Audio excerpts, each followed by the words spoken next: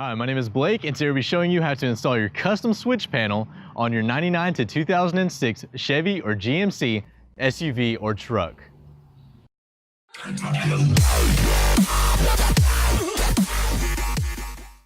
So before we go into tearing apart our 2001 NBS Silverado we have here, let's talk about our Nitrous Express control panel itself. Now this is made of aluminum and will feature a nitrous arming switch, a heating switch, your opener toggle, as well as your purge button.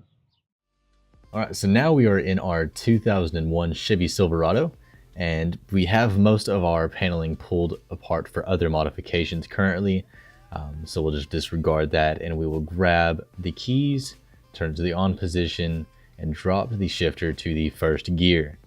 Now we're going to grab our instrument panel and pull gently, being careful not to crack or break anything.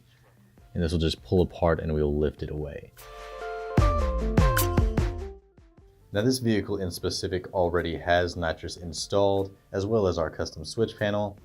So basically what we were going to be doing through this walkthrough is just pull the switch panel out, put it back in, showing that it fits flush, the clips fit in as they should, and then we will continue with putting it all back together.